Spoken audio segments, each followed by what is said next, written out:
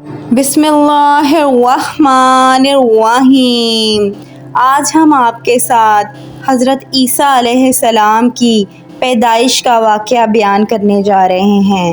اللہ پاک کا ارادہ ہوا کہ حضرت بی بی مریم کے بطن سے حضرت عیسیٰ علیہ السلام کو پیدا فرمائیں۔ حضرت مریم ایک دن مسجد اقصیٰ کے کمرے میں عبادت میں مصروف تھیں کہ ایک اجنبی آدمی کو اس حجرے کے اندر دیکھ کر گھبرا گئیں اور گھبرا کر کہنے لگیں کہ اگر تو متقی پرہیزگار ہے تو یہاں سے چلا جا، میں اپنے آپ کو اللہ کی پناہ میں دیتی ہوں۔ تو انہوں نے کہا کہ گھبرائیے نہیں، میں انسان نہیں بلکہ میں جبرائیل ہوں، فرشتہ ہوں، اللہ کے حکم سے آیا ہوں، اور میرے ذمہ یہ کام ہے کہ میں آپ کو خوشخبری سناؤں کہ اللہ پاک آپ کو بیٹا عطا فرمائیں گے، اور یہ بیٹا بہت بلند شان اور عظمت والا ہوگا۔ حضرت مریم نے کہا کہ میری اولاد کیسے ہو سکتی ہے؟ میری تو شادی بھی نہیں ہوئی، پھر کیسے میرا بیٹا ہو جائے گا؟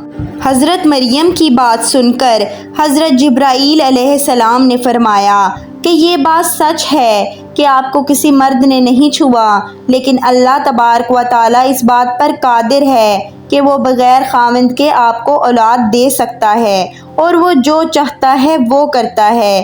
بے شک اللہ تبارک و تعالیٰ اس بچے کو اور اس واقعے کو اپنے بندوں کے لیے پاکیزگی کا سبب بنا دے گا۔ اس بچے کا بغیر باپ کے پیدا ہونا اللہ پاک کی قدرت کی ایک بہت بڑی نشانی ہوگی، تاکہ لوگ یہ جان لیں کہ اللہ تبارک و تعالیٰ ہر چیز کو پیدا کرنے والا، ہر شے پر قادر ہے، اور وہ جو چاہتا ہے پیدا کرتا ہے۔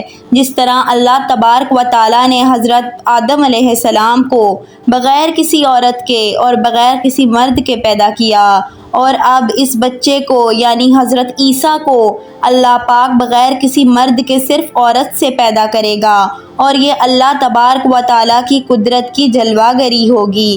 اس کے بعد حضرت جبرائیل علیہ السلام نے کچھ پڑھا اور حضرت مریم پر پھونک ماری، اور ان کو حمل ٹھہر گیا۔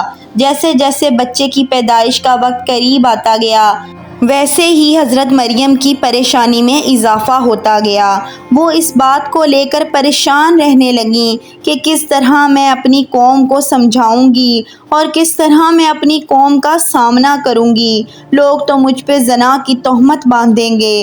لوگوں کے بے جا الزامات اور تہمت کی وجہ سے حضرت مریم رضی اللہ تعالیٰ عنہ بیت المقدس سے تقریباً 9 کلومیٹر دور جنگل کی طرف ایک پہاڑی کوہ صرافہ کی طرف چلی گئیں۔ اس جگہ کو بعد میں بیت اللحب کہا جانے لگا۔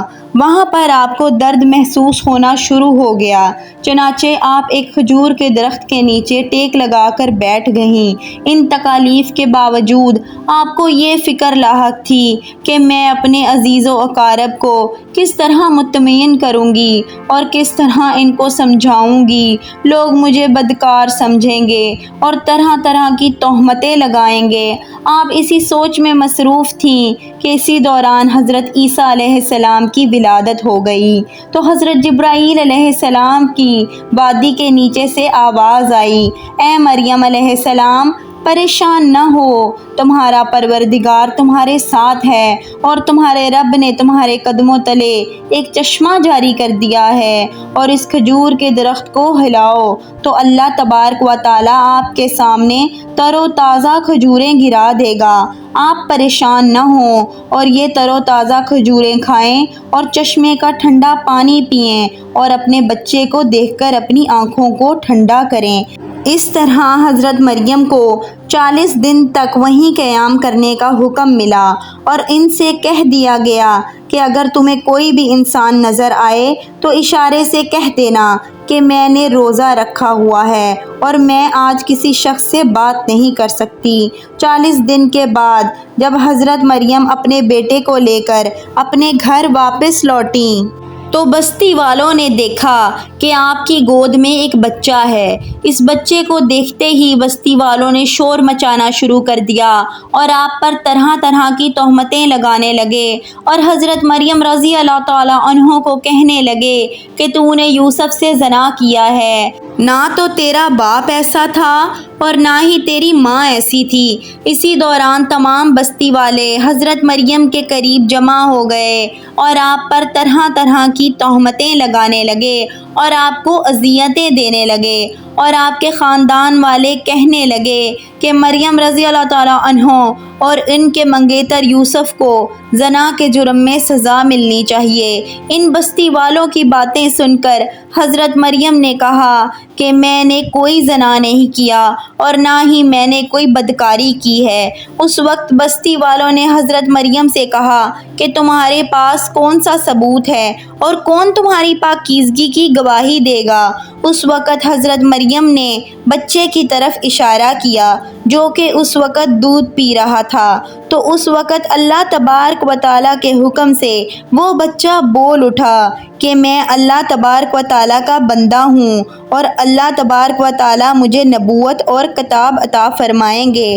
اس کے بعد اس بچے نے فرمایا کہ اللہ پاک نے مجھے نماز اور زکوٰۃ کا پابند بنایا ہے اور جب تک میں زندہ ہوں مجھے اپنی والدہ کا حق ادا کرنے والا بنایا ہے اور مجھ کو سرکش اور بدبخت نہیں بنایا، اور اللہ تبارک و تعالیٰ کی سلامتی ہے مجھ پر کہ جب میں پیدا ہوا اور جب میں مروں گا اور جب دوبارہ زندہ کر اٹھایا جاؤں گا۔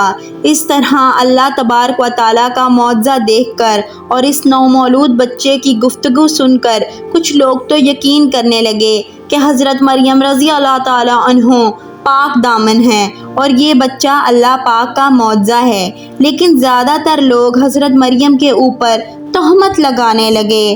ان تمام تر تکالیف کے باوجود وقت یوں ہی گزرتا رہا اور جب حضرت عیسیٰ علیہ السلام کی عمر 7 سال کے قریب ہوئی تو یہودیوں نے ان کو تنگ کرنا شروع کر دیا اور بیت المقدس کے حالات خراب ہونے لگے، تو حضرت مریم اپنے بیٹے حضرت عیسیٰ کو لے کر مصر کی طرف ہجرت کر گئیں۔ آپ نے اپنی زندگی کے 13 سال مصر میں ہی گزارے، پھر اللہ کے حکم سے آپ دوبارہ فلسطین تشریف لے آئیں۔ پھر اللہ تعالیٰ نے 30 سال کی عمر میں حضرت عیسیٰ کو انجیل عطا فرمائی۔ اللہ تعالیٰ نے حضرت عیسیٰ کو بہت سارے معجزات سے نوازا تھا، جن میں قابل ذکر معجزہ یہ تھا کہ حضرت عیسیٰ علیہ السلام بغیر والد کے پیدا ہوئے اور ماں کی گود میں ہی گفتگو کرنا شروع کر دی، اور بے شک اللہ پاک کی ذات ہر چیز پہ قادر ہے۔ ویڈیو پسند آئی ہے تو ویڈیو کو لائک کریں اور شیئر کریں اور ہمارے چینل کو سبسکرائب کر دیں۔ جزاک اللہ۔